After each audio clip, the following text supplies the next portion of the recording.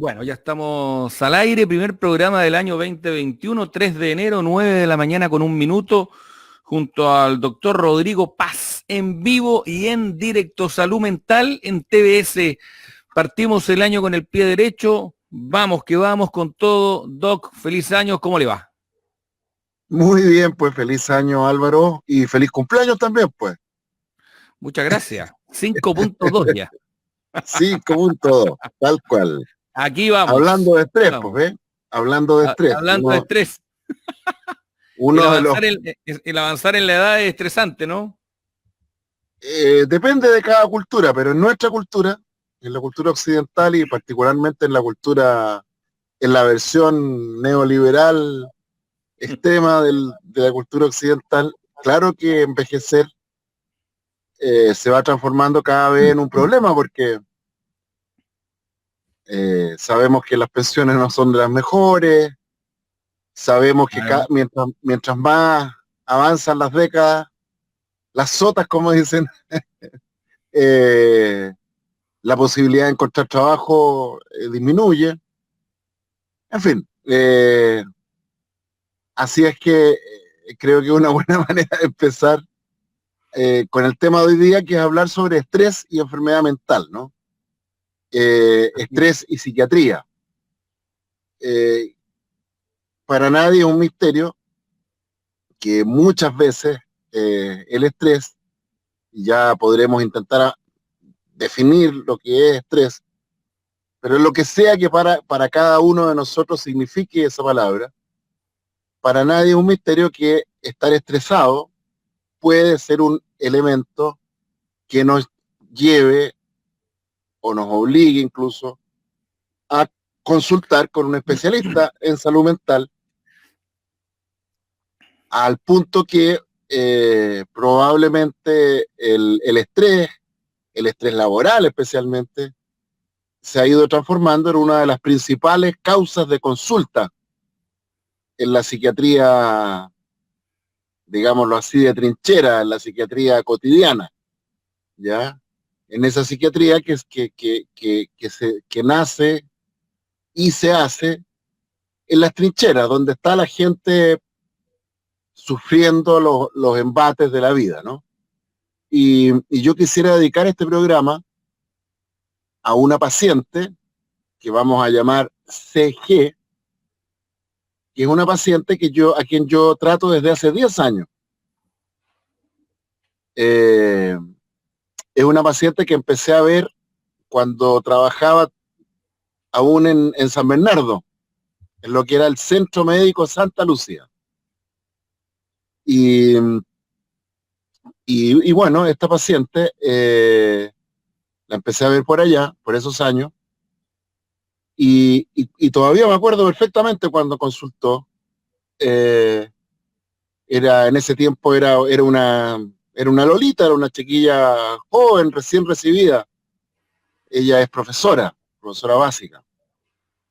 Y, y consultó porque sufría de crisis de pánico, sufría de ansiedad, de angustia, y era tal la intensidad de su angustia que eso le gatillaba una condición dermatológica que se llama rosácea, que es una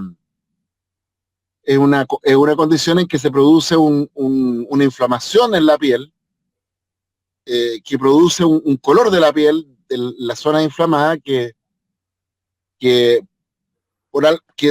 es una especie de enrojecimiento que por lo mismo los dermatólogos le llaman rosácea. Y en el caso de ella, era una rosácea muy, muy marcada, que le generaba eh, una inflamación de casi toda la cara.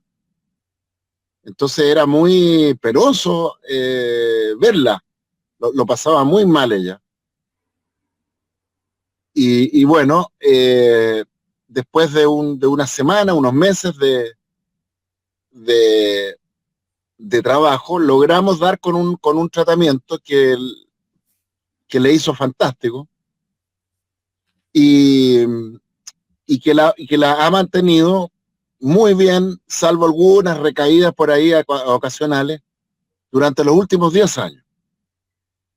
A tal punto que yo la cito una vez al año para dejarle su receta y nos vemos una vez al año porque cuando un paciente está estable con un tratamiento que a veces tienen que mantenerse por años, incluso de por vida, yo cito a mis pacientes una vez al año y punto, no citarlo más seguido sería un robo, ¿no? Sería estar inventando una consulta innecesaria, digamos, por lo menos para el paciente.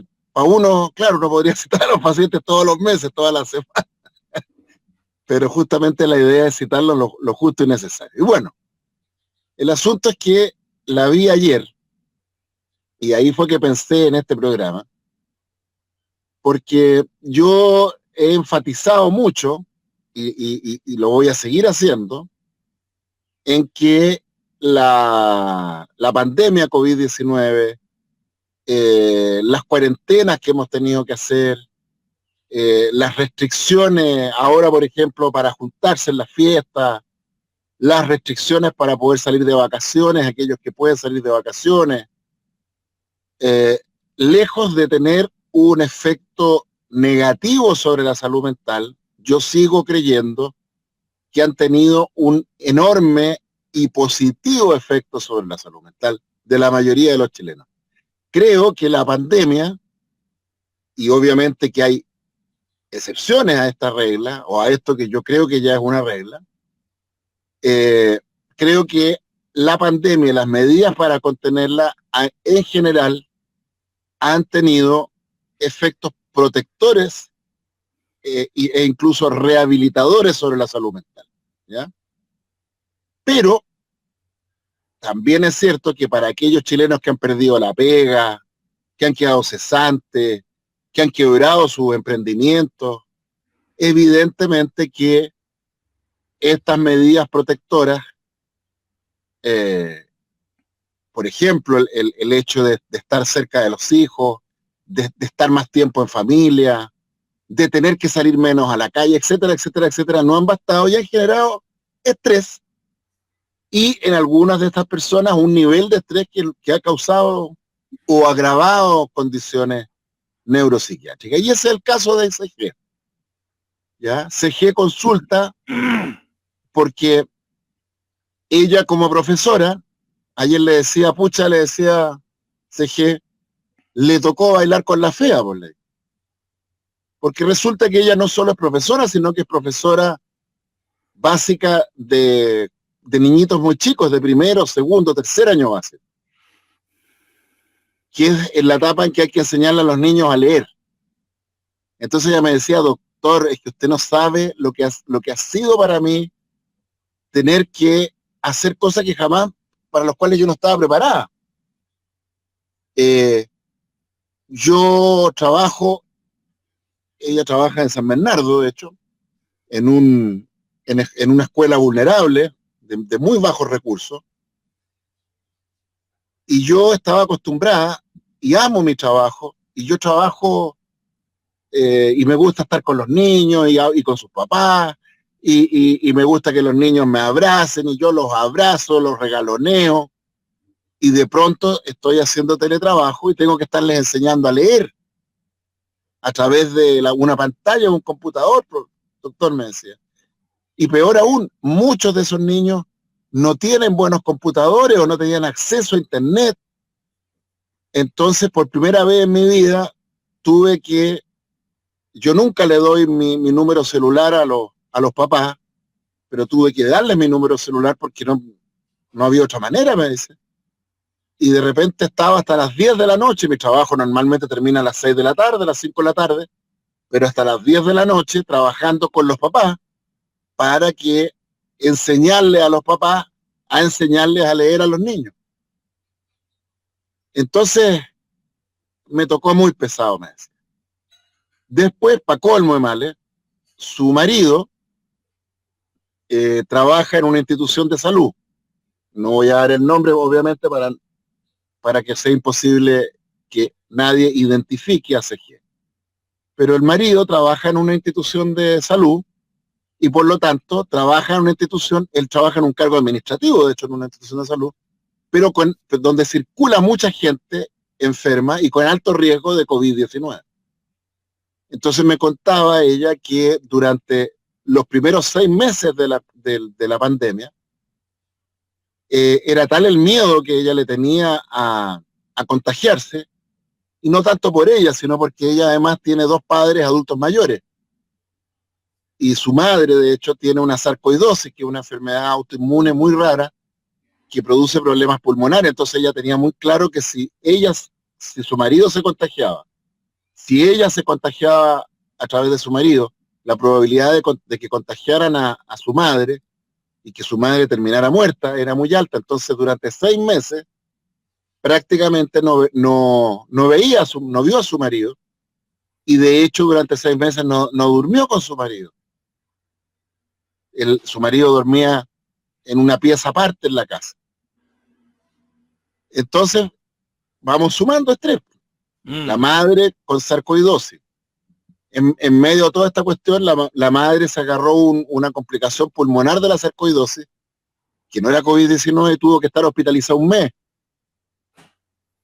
El marido trabajando en una institución de salud, sin poder dormir con su marido, sin poder compartir con su marido, y trabajando en un colegio vulnerable, sin las condiciones tecnológicas adecuadas, y teniendo que aprender, desarrollar técnicas pedagógicas que nunca se imaginó que iba a tener que usar. Y bueno, me decía, mire doctor, yo me acordaba una vez al mes, 2 veces al mes me acordaba, usted decía, ¿cómo estaría yo si no fuera por los remedios que me ha recetado mi psiquiatra durante los últimos 10 años?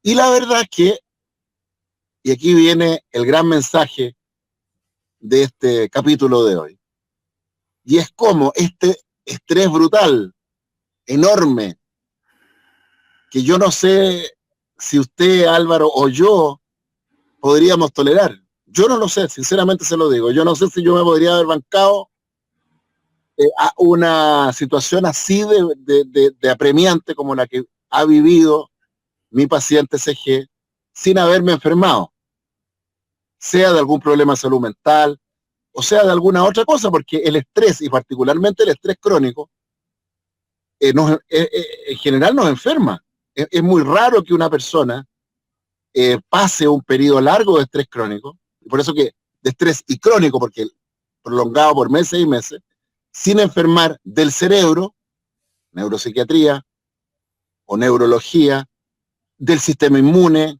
cánceres, del sistema metabólico, diabetes, hipertensión arterial, del sistema cardiovascular, etcétera. El estrés, y particularmente el estrés crónico, es muy patogénico, ¿ya? El cuerpo humano, el cerebro humano, está programado para tolerar estrés agudo, ¿ya?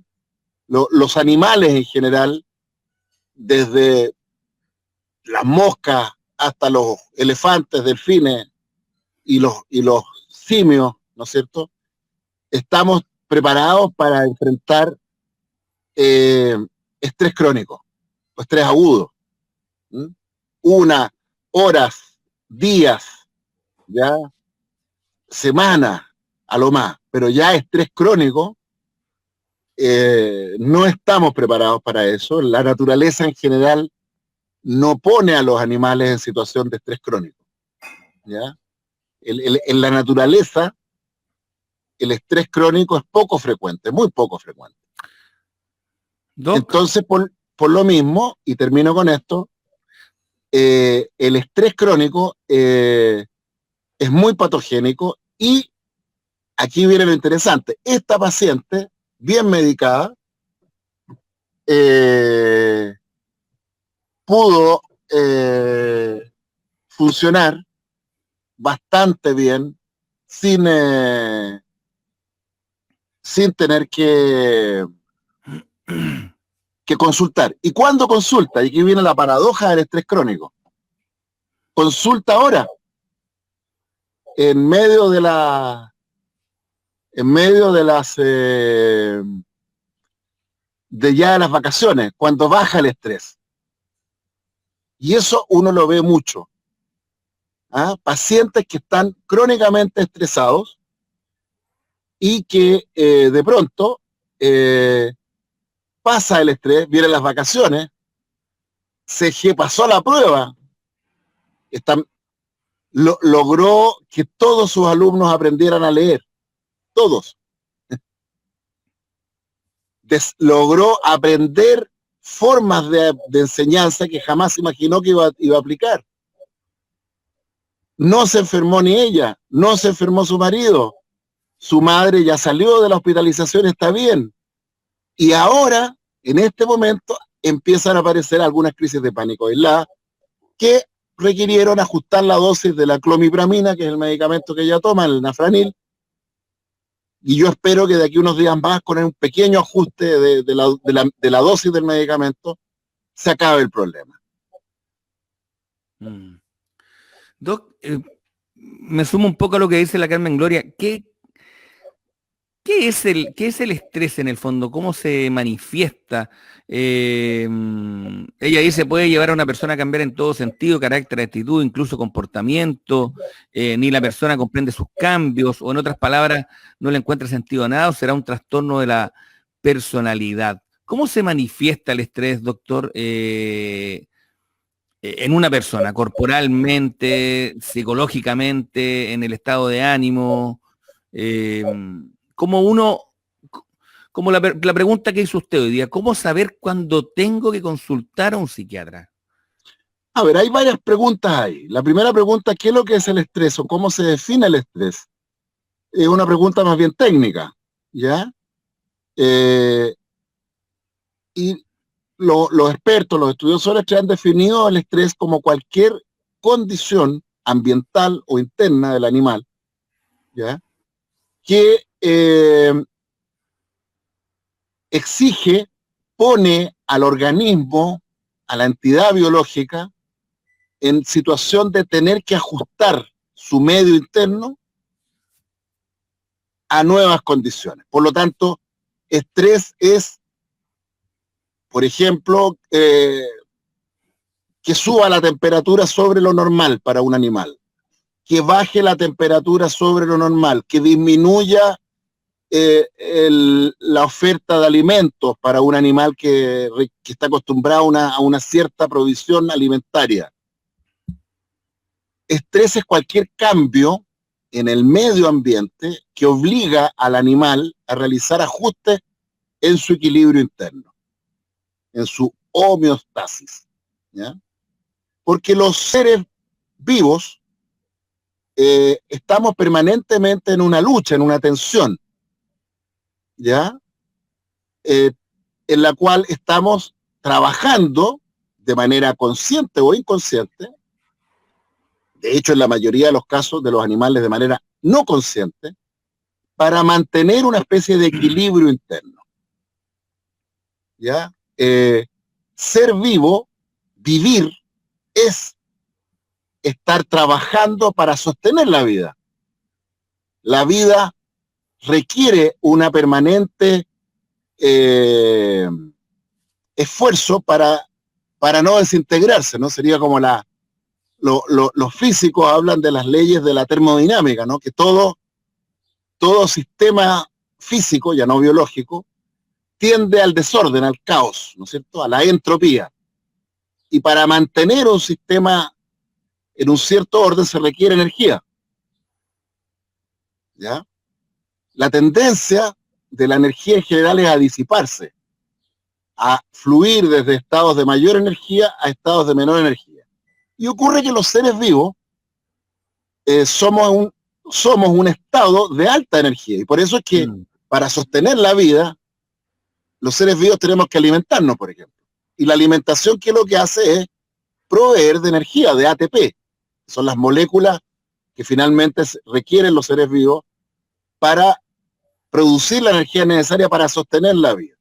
Bueno, el estrés son modificaciones del ambiente de los seres vivos que obligan a hacer ajustes, ¿ya? Y ese estrés en los seres humanos ha sido cuantificado. Y hoy día hay una escala muy famosa de un señor que se llama Holmes, que ha logrado caracterizar, identificar los principales factores estresantes para los seres humanos. Ay, disculpe, alergia. Salud, no se preocupe. Gracias. Entonces, ¿cuáles son? El duelo. ¿Ya? El duelo. Duelo. Perder a un hijo, perder una esposa, perder una pareja. De las cosas más estresantes que le pueden ocurrir a un ser humano es, ¿ya? Perder un hijo, perder una pareja, ya sea por muerte o por separaciones. De hecho, sin ir más lejos, en gente joven, si usted me pregunta cuál es la principal, por lejos, motivo de consulta, que gatilla consulta psiquiátrica, conflictos de pareja, ya sea en pareja, pololeos, noviazgo, etcétera, o matrimonio.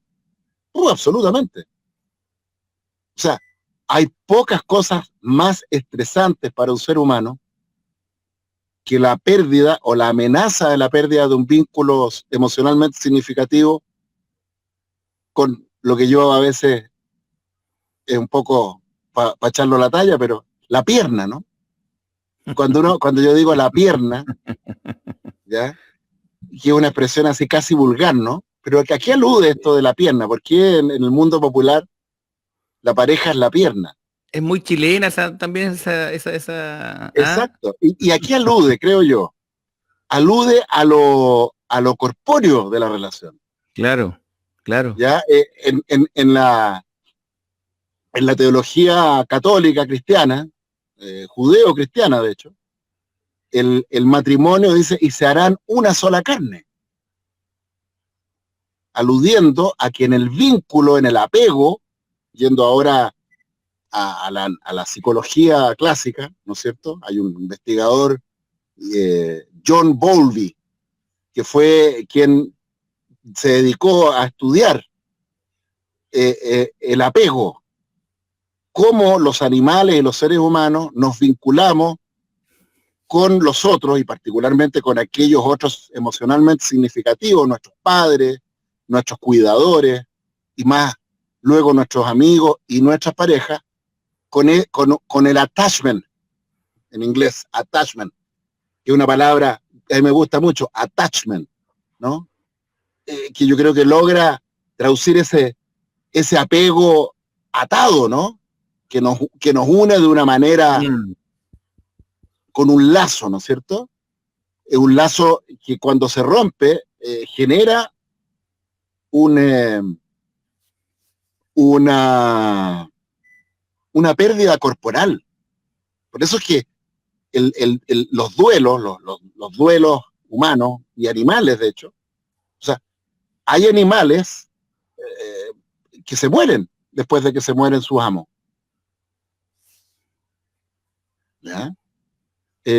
Los animales sociales, y con eso estoy hablando de ratones, elefantes, delfines, simios, humanos y no humanos, los animales sociales tenemos una parte de nuestro cerebro que está especializada en generar apegos, ¿ya? Y de las cosas más estresantes que le puede ocurrir a un animal social es la pérdida o la amenaza de la pérdida de aquel otro o aquella otra cargado emocionalmente con quien yo me he atado, ¿no?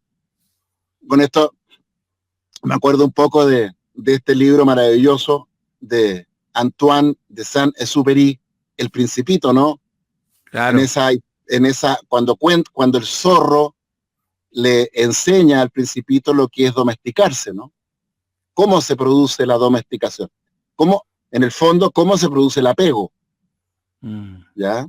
Es que el apego, Doc, debe ser una de las cosas más, en el sentido de la pérdida, más difícil de soportar. Yo creo que ahí, Absolutamente. o sea, es complejo, por ejemplo, me imagino en matrimonios de 50 años donde han Así estado es.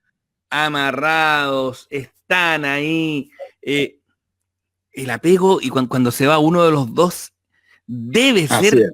muy complejo, por eso muchas veces, no sé, ocurrió por ejemplo con mi abuelo hace muchos años, falleció mi abuelo, me acuerdo, y a los 6 meses Ujú. falleció mi abuela porque mi abuela Bueno, eso es. Eh, no haya fallecido por lo que haya fallecido, pero es una cosa de apego, de decir se fue primero uno, después se fue el otro inmediatamente Así porque es. estaban unidos. No sé, Así es. son cosas Una que sola realmente uno no carne. tiene explicación, doctor. Pero que, Una sola carne, pero que no, dice no por ahí ocurre alguna mucho. imagen bíblica. Una sola carne. Y Mire, bueno, podríamos, quizá sería no, bueno pero que el próximo programa sí, hablemos en extenso del apego. Dediquemos un programa a hablar del apego, de las relaciones emocionalmente significativas. ¿Ya? Pero no me quiero, ¿sí? Álvaro, no. quería usted. Es que estaba pensando en los casos, porque a usted le gusta mucho llevar casos, pero me acordaba del caso de Christian Walken, que perdió a su hijo en una Navidad, si no me equivoco. Así es, en una Y piscina, ¿no? fue un Fue un golpe en accidente en una piscina. una piscina, que incluso alcanzaron a llevar al niño en helicóptero, generaron ahí toda una... Y pierde a su hijo, yo creo que también la pérdida de un hijo es una cosa insuperable, Doc. Bueno, ya hemos dicho en otros programas que el proceso de duelo,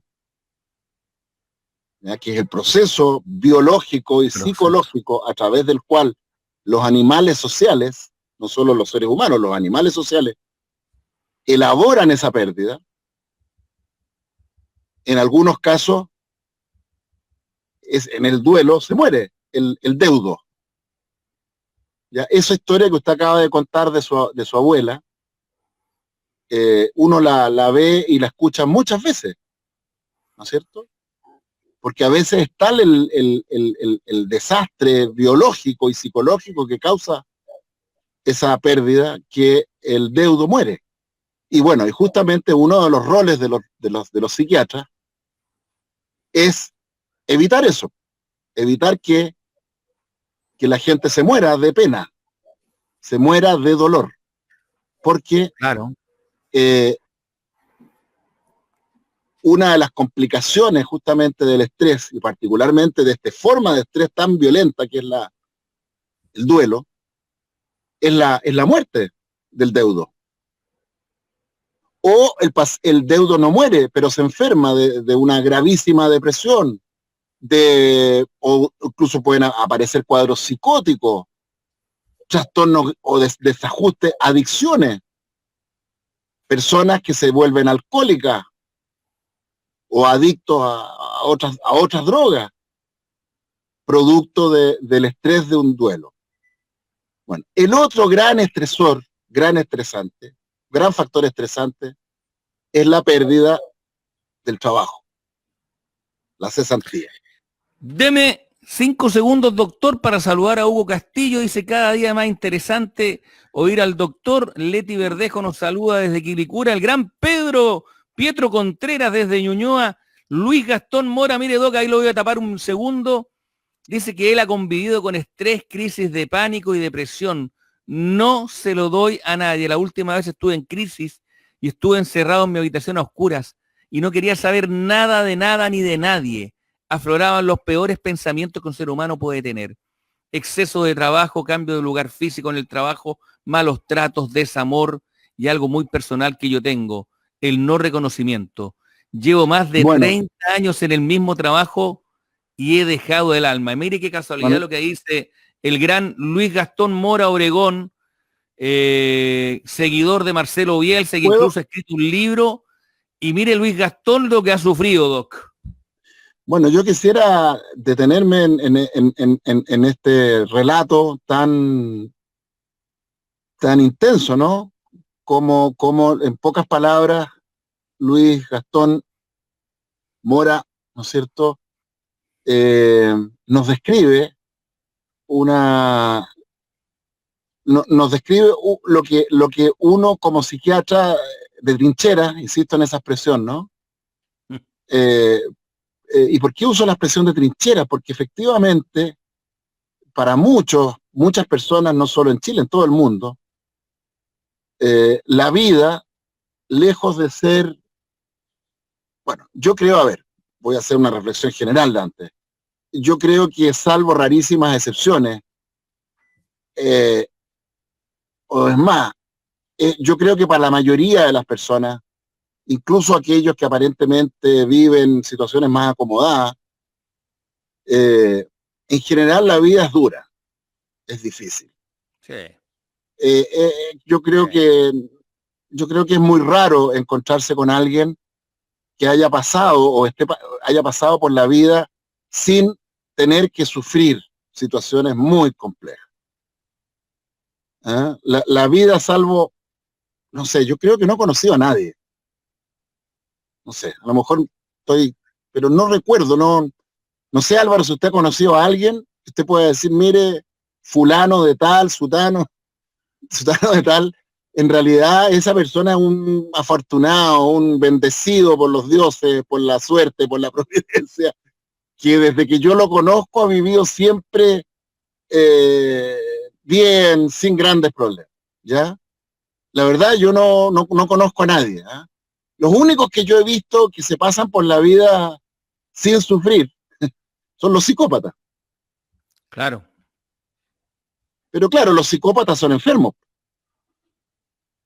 Son enfermos, porque nacen con un cerebro que tiene dañadas las partes, justamente, las estructuras cerebrales que tienen que ver con la capacidad de apego, con la capacidad de experimentar culpa, miedo, remordimiento, vergüenza, etcétera.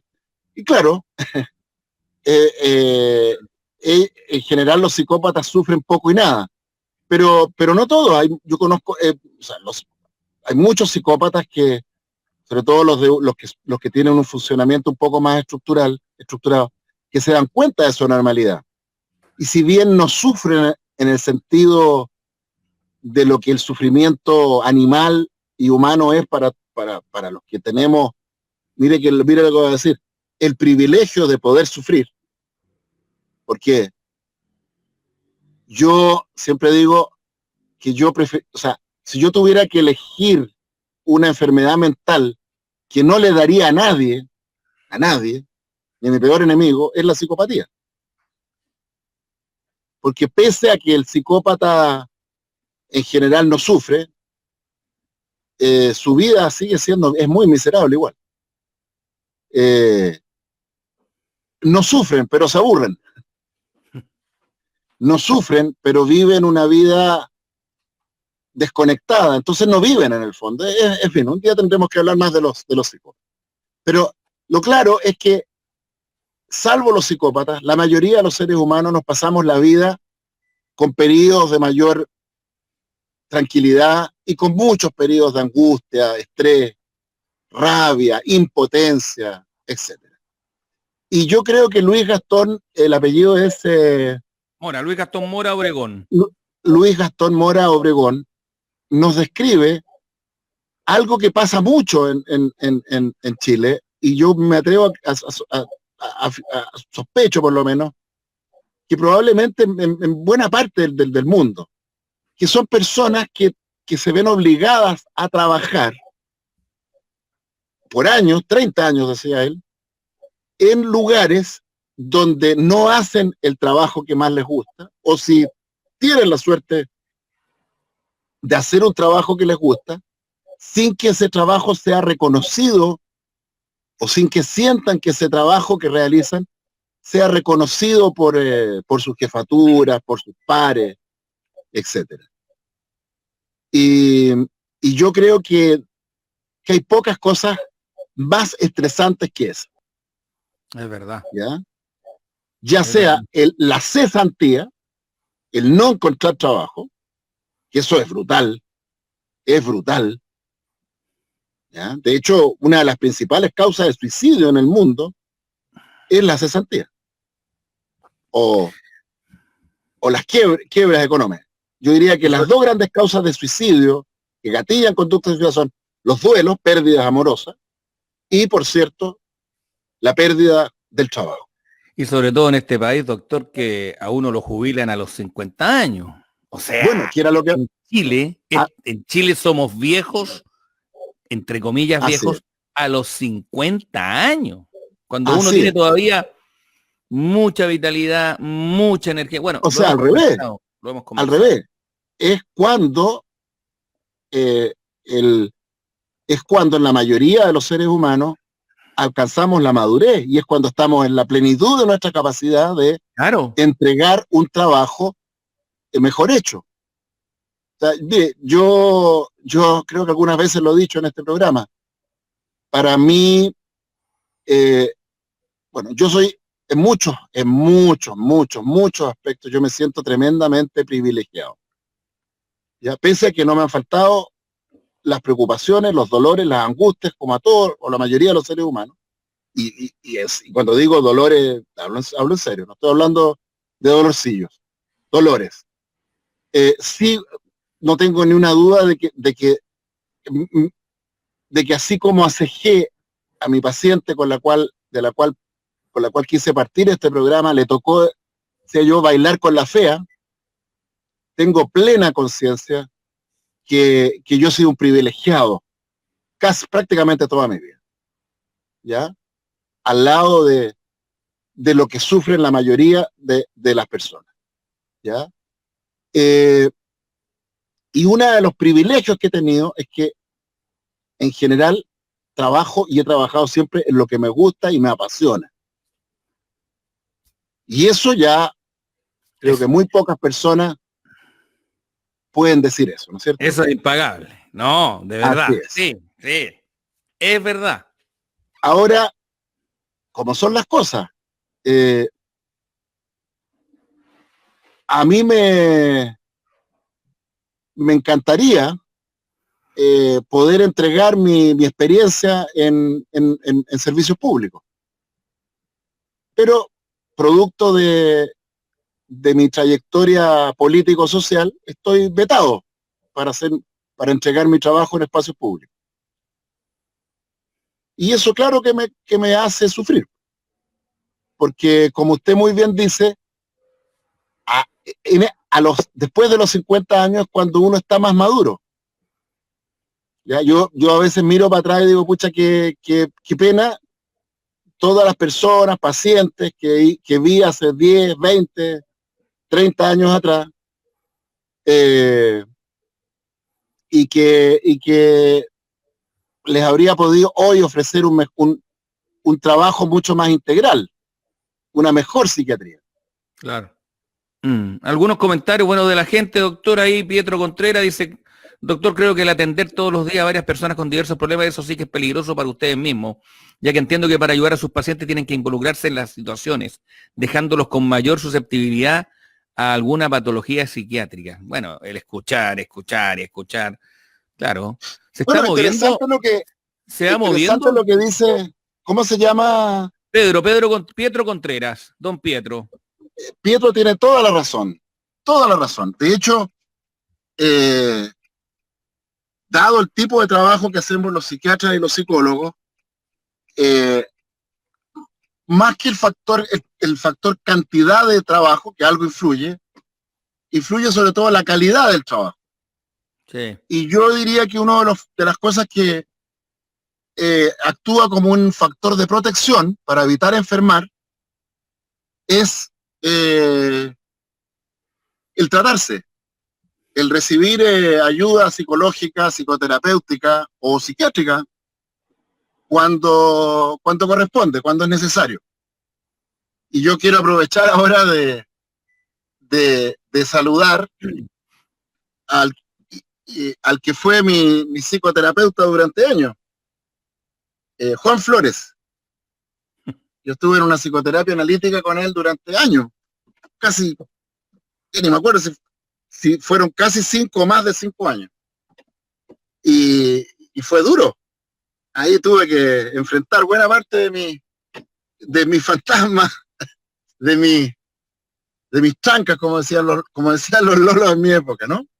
Oiga, Doc, Eh, Y eso claro que ayuda después a poder enfrentar el estrés de trabajar con personas y, y, y, y yo diría que una de las cosas que más estresa cuando se trabaja con personas de salud mental es poder reconocer aquello que yo puedo y debo hacer y distinguirlo de aquello que yo no puedo ni debo hacer. En el fondo, Claro. yo diría que el mayor enemigo de los profesionales de la salud en general, tanto en salud mental como en salud física en general, es la omnipotencia, el narcisismo del terapeuta.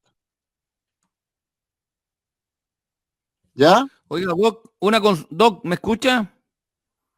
Yo lo escucho perfecto. Mire, Mari Canto, que bueno, está como desesperada, dice, doctor, buenos días, una persona diabética y esquizofrénica que estaba controlada por años.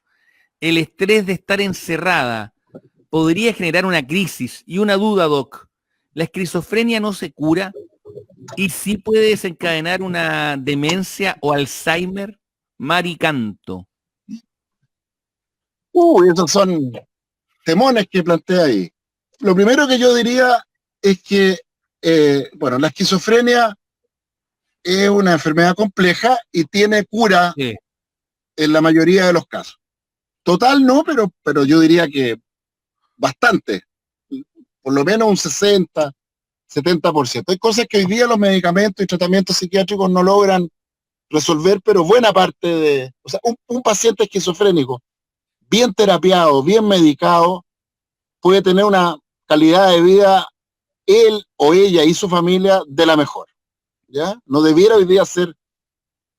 Ahora, hay algunas formas raras de esquizofrenia, muy raras, que requieren a veces institucionalización, ya sea en hogares protegidos, en hospitales psiquiátricos. Y cuando ocurre eso, el paciente no sufre por estar interno en un hogar protegido, sino al revés, se siente protegido cuando lo está. Por lo tanto, esta idea de que el hospital psiquiátrico es como una especie de centro de tortura y qué sé yo creo que es más mito que realidad. Perfecto, perfecto. Mire lo que dice Claudia Rojas, ¿ah? Ese factor de protección es fundamental en casi todos los trabajos, volviendo y retomando al tema laboral, Doc, que es uno de los gatillantes también de estrés.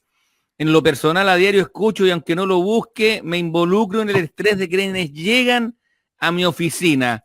La Claudita es profesora. Qué buen punto el que hace Claudia.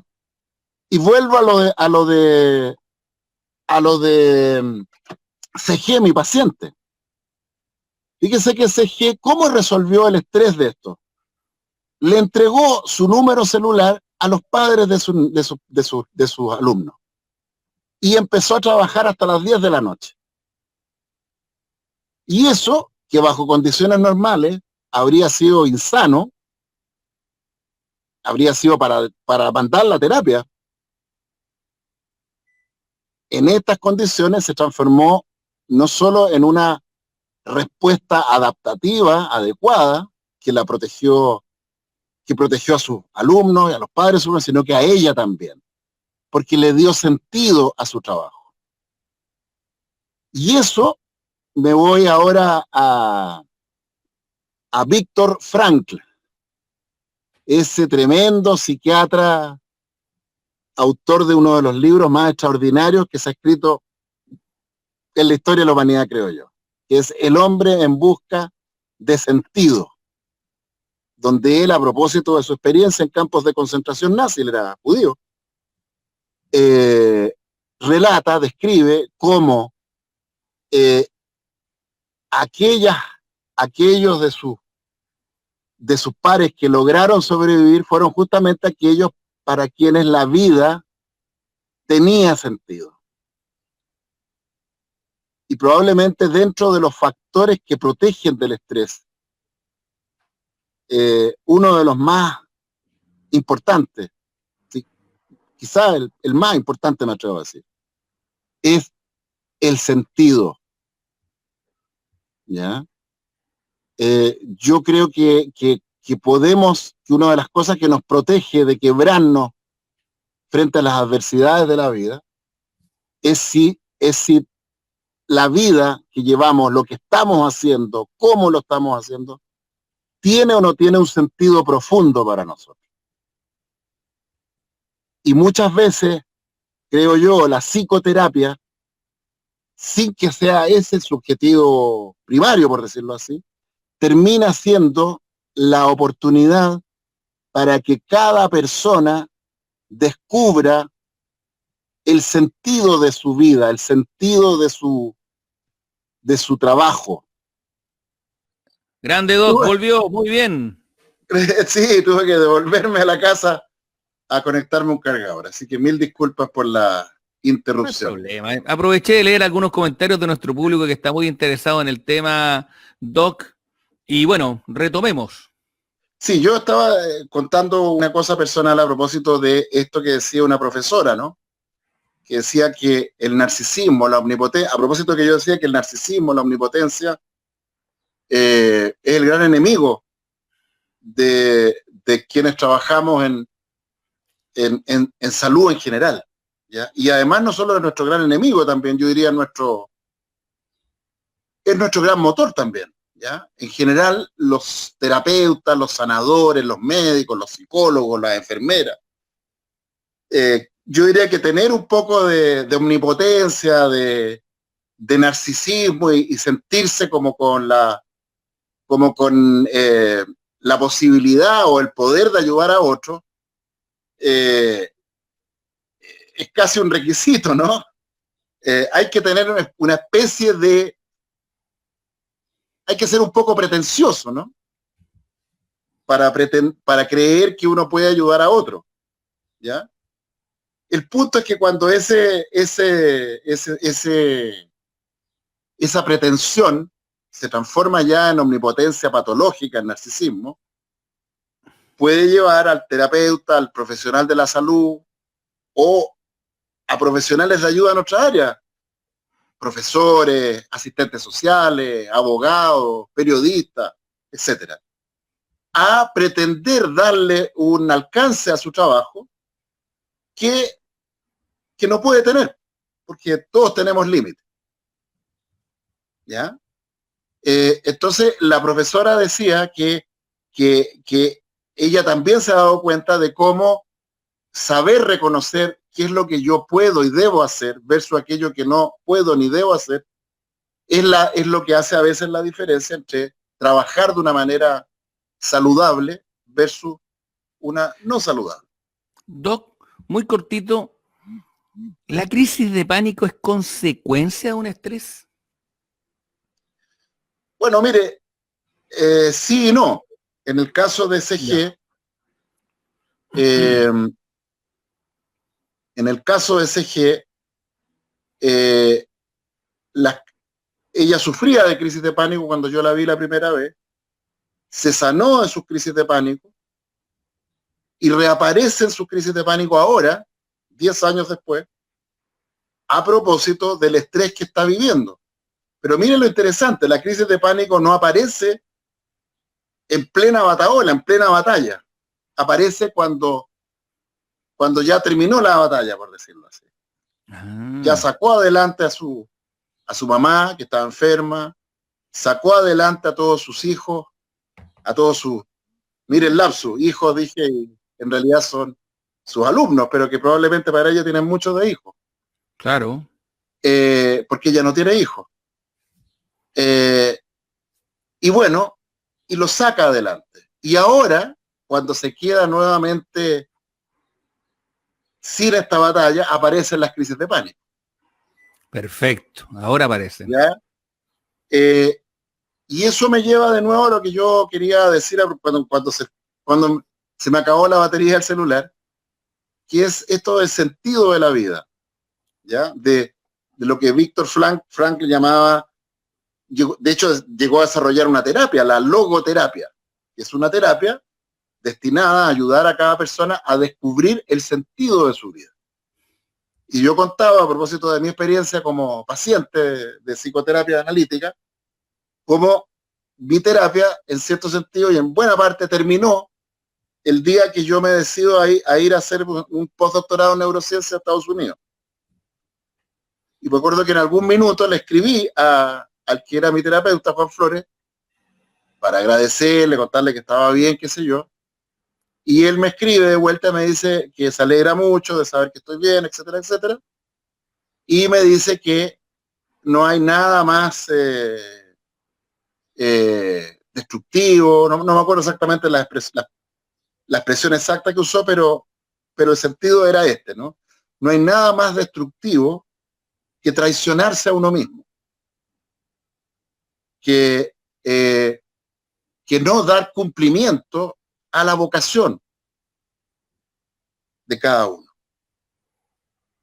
Y a mí me parece que esa frase, ese mensaje de Juan, adquiere pleno sentido hoy día, porque probablemente en lo que vivimos y en lo que nos toca vivir, porque yo creo que se nos vienen tiempos duros, me temo que el 2021 no va a ser mejor que el 2020, quizás sea peor incluso, para me equivoque, y es justamente en tiempos de crisis, en tiempos de adversidad, donde el estar haciendo con la vida de uno aquello que tiene sentido profundo, aquello que no solo no traiciona lo que cada uno es y está llamado a hacer, sino que le da continuidad, despliega eso que está cada uno llamado a hacer,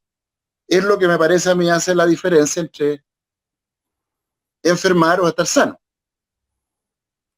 o la posibilidad de salir bien parados de esta crisis. Por lo tanto, en el caso de SG, la pregunta es, ¿qué es lo que tiene ese trabajo que mientras ella lo estuvo realizando con tanto ahínco, la mantuvo bien, sana, pero cuando lo deja de hacer, aparece la angustia? Claro. Y claro que eso abre la pregunta de si a lo mejor ella está canalizando en su trabajo o está resolviendo a través de su trabajo temas que a lo mejor no están resueltos en otra área. Por ejemplo, me atrevo yo le voy a mandar este audio a ella, así que vamos a ver qué me responde cuando se lo mande. A lo mejor es su relación de pareja. A lo mejor esa crisis de pánico que tuvo es una señal interna, biológica, de que a lo mejor la angustia aparece porque ahora que ya no tiene la demanda cotidiana de su trabajo, queda enfrentada a lo mejor a una relación de pareja en la cual no es feliz. Claro. Y como decía mi terapeuta Juan Flores, no hay nada más destructivo, más dañino que el traicionar a esa voz interior que nos está diciendo, oye, lo tuyo va por allá, no por acá. En el caso a lo mejor de CG, oye, a lo mejor esa persona, ese hombre con el cual tú estás intentando o has intentado toda tu vida hacer una pareja, a lo mejor no es la persona adecuada. A lo mejor tienes que enfrentar eso y no seguir chuteando ese problema, por ejemplo. En ese sentido, el estrés, la angustia, no hay nada más estresante finalmente que para los seres humanos, para el animal humano, que es un animal de sentido, que traicionar nuestra vocación, nuestro sentido. Cuando hablo de vocación no estoy hablando solo del trabajo, sino que nuestras relaciones más significativas. Tan estresante como perder a un hijo, a una pareja, es estar, entre comillas, emparejado con quien no es nuestra pareja. O tener un vínculo insano con un hijo, por ejemplo. un vínculo mentiroso. Claro. Dicho de otra manera, no hay nada más estresante que la mentira, que una falsa vida. La, la, la, la, la felicidad, ¿sí? La eudaimonía, como le llamaba Aristóteles, los griegos, no es un estado. La felicidad es un trabajo, es una virtud, es un ejercicio de vivir de acuerdo a lo verdadero, de acuerdo a la verdad de cada uno. Y es imposible que seamos felices si estamos viviendo en contradicción con lo que realmente somos. Porque a pesar de la, a mí me parece, farsa existencialista, por lo menos en la versión francesa, ¿no? Sartre, que decía que, bueno, y después vienen todas las derivadas de esa, ¿no? De luz, ¿no es cierto? Y otros que llegaron a decir entonces que finalmente el ser humano es una especie de deseo abierto, sin sentido, ¿ya? Y que finalmente ese sentido profundo del cual nos hablaba Víctor Frank, en realidad es un invento. Nos vamos inventando sentidos, ¿ya? Nos vamos inventando vocaciones, esencia. ¿Eh? Sartre llegó a decir, la existencia precede a la esencia, no hay naturaleza, no hay una verdadera vocación, son inventos nomás, son ficciones. Que por lo menos teóricamente me parece que es plausible eso, no lo niego, pero yo creo que hay muchos datos de la psicología, de la biología, de la historia de la humanidad, incluso diría yo, de la sociología, que contradicen eso, que muestran con toda claridad que los seres humanos no somos entelequias, no somos seres de la imaginación lanzados a la vida y obligados a inventarse un sentido a la vida. No somos una tabla rasa sobre la cual podemos escribir y reescribir historias e inventarnos biografías. No funciona así. En la realidad, por los seres humanos reales, no funciona así. Los seres humanos tenemos vocación, tenemos misiones a las cuales podemos traicionar o podemos darles curso. Interesante, Doc, el capítulo de hoy día. Terminamos también hablando, o terminó, mejor dicho, usted también hablando de otras cosas, y me quedó dando vuelta lo del apego. No es mal programa para conversarlo, para hablarlo. Y nada, hemos tenido una muy buena sintonía en este primer programa del 2021. Así partió, así se abrió la ventana este año, doctor. TBS, con nuevo logo, que usted lo ve ahí, dice Salud Mental en TBS. Estamos trabajando de a poquito, poquito a poquito, metiendo. Así que nada, Doc, agradecido, gracias. Excelente, mucha atención de nuestro público. Lamentablemente no podemos leer todos los comentarios, pero ahí, bueno, saludando a Pato Rifo, a la Claudita Rojas, a Sunilda Ramírez, que también dice ha tenido un cuadro de estrés y ha tenido una crisis de pánico. La María Mercedes Guerra desde Quillota, bueno, público que está día a día y público que se suma también a nuestra plataforma. Doctor, 1 hora, 5 minutos de programa, excelente inicio para el 2021 y nada, Dios mediante nos estamos reencontrando la próxima semana porque estamos todos los domingos a las 9 en el único espacio de salud mental, por lo menos en las redes sociales. No sé si en la televisión abierta habrá estos espacios de salud mental, me parece que no, yo ya no veo mucha TV abierta ya, pero creo que no. Parece que no tampoco. Estamos como la cumbia, todos los domingos. Todos los domingos. Un gran abrazo y feliz año nuevo. Estamos hablando durante la semana. El 2021 terminemos el 2021 vivos, sanos, cuerdos y ojalá felices. Queda una larga historia todavía por delante. Un gran abrazo, Doc. Un gran abrazo. Chao. Igualmente, chao.